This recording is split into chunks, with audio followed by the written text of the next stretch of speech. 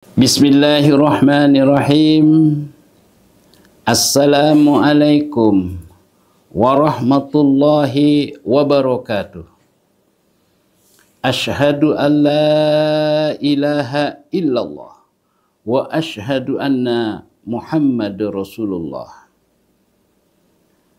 Alhamdulillah, puja-puji syukur kita panjatkan kehadirat Allah Subhanahu wa ta'ala, di mana di hari yang penuh magfirah ini Allah Subhanahu wa ta'ala selalu memberikan rahmat, lindungan, taufik hidayah kepada kita semua.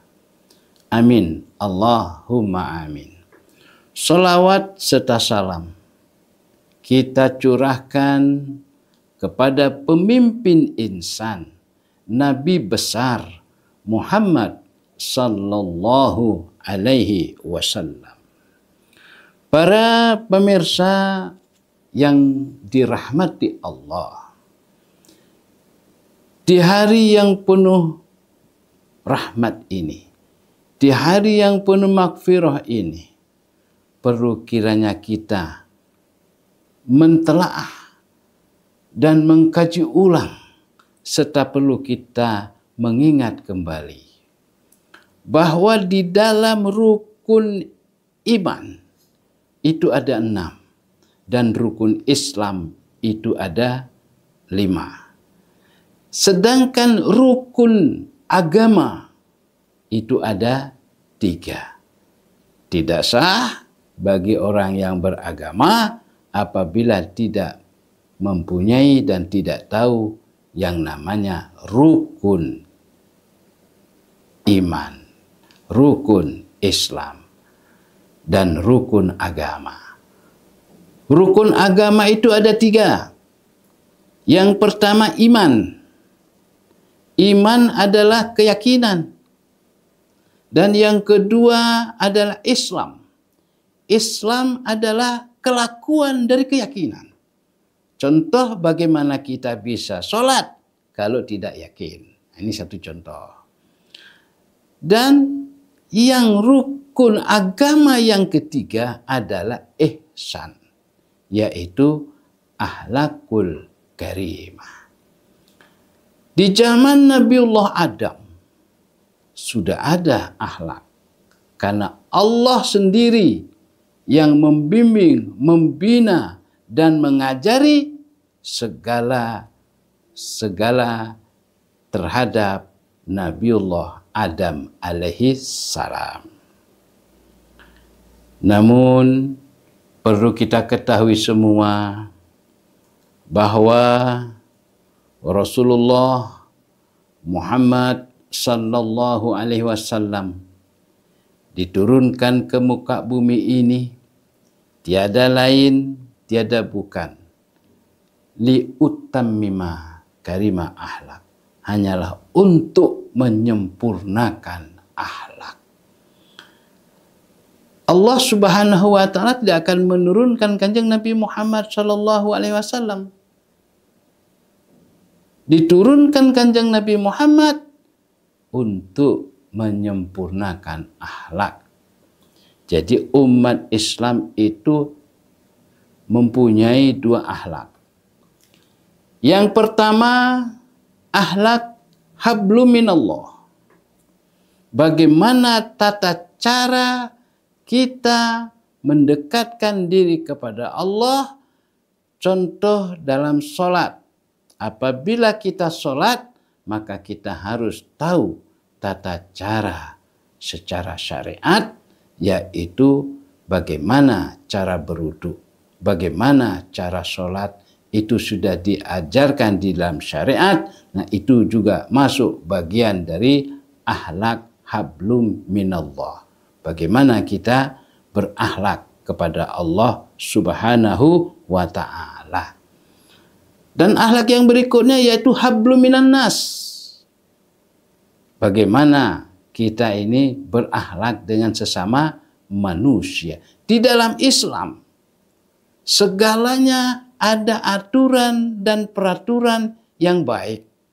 Satu contoh, Sabda Nabi Muhammad sallallahu alaihi wasallam, al-haya'u minal iman. Sesungguhnya malu itu bagian dari iman. Apa maksud tujuan ini? Tiada lain adalah akhlakul karimah. Kalau manusia tidak punya malu, berarti tidak ada bedanya dengan binatang. Oleh sebab itulah rasa malu tetap ada pada diri kita masing-masing. Karena malu itu merupakan rem daripada manusia itu sendiri. Sehingga di dalam keterangan disebutkan, berbuatlah di dunia ini dengan perbuatan amal ma'ruf nahi mungkar. Nah, dengan amal ma'ruf nahi mungkar inilah yang nantinya akan kita bawa dari dunia sampai akhirat. Dari dunia sampai akhirat kita akan bawa perilaku kita di dunia akan dipertanggungjawabkan nanti di akhirat. Oleh karenanya kita semua harus teguh dan tangguh imannya. Harus teguh dan tangguh imannya. Dan yang kedua, kita sebagai hamba Allah harus berakhlak mulia. Sebagaimana yang diajarkan oleh baginda Rasul Muhammad sallallahu alaihi wasallam. Karena sesungguhnya akhlak Rasulullah Muhammad sallallahu alaihi wasallam itu adalah Al-Quran. Dengan berakhlak, kalau orang berakhlak, maka akan disenangi oleh siapapun dan pasti akan memiliki derajat karisma yang lebih baik. Begitu juga setelah berakhlak, maka jadilah hamba yang taat kepada Allah.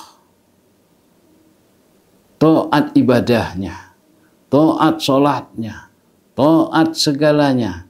Karena Allah lillahi ta'ala. Dan juga kalau sudah kita ini menjadi hamba Allah yang teguh dan tangguh imannya. Kalau sudah kita menjadi hamba Allah yang baik akhlaknya. Kalau kita sudah menjadi hamba Allah yang taat ibadahnya, maka yang terakhir, jadilah hamba Allah yang sabirin, sabar. Nah, ini yang nantinya akan kita bawa dari dunia hingga akhirat. Di dalam hadis dijelaskan, Allah Subhanahu wa taala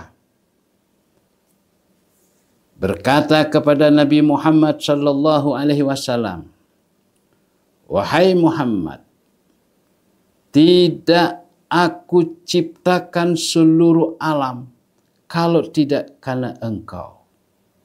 Dan aku ciptakan langit, bumi beserta isinya, surga, neraka, juga laut, gunung, itu karena engkau Muhammad."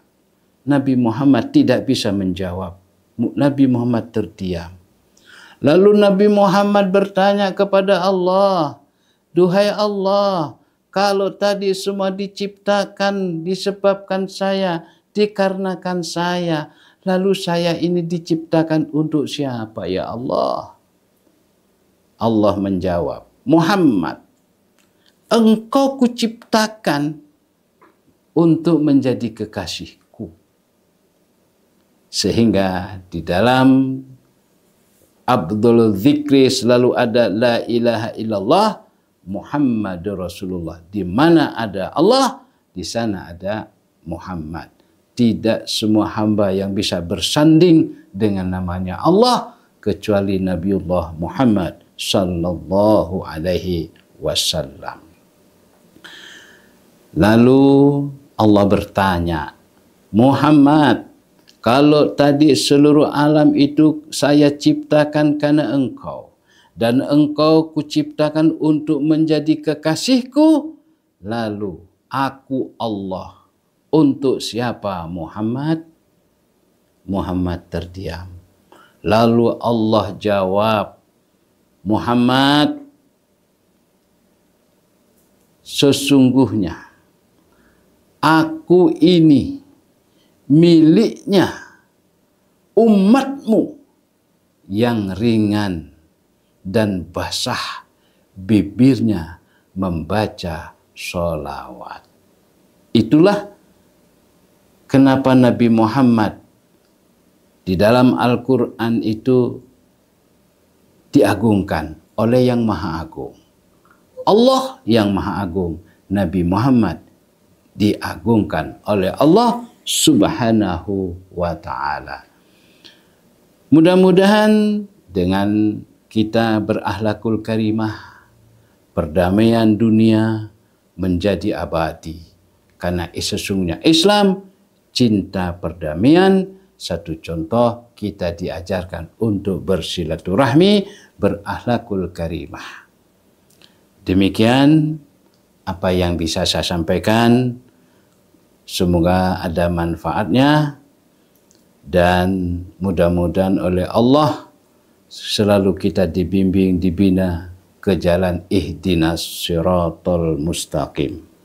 Kurang dan lebihnya mohon maaf lahir dan batin. Wallahu muwaffiq ila aqwamit thoriq. Wassalamualaikum warahmatullahi wabarakatuh.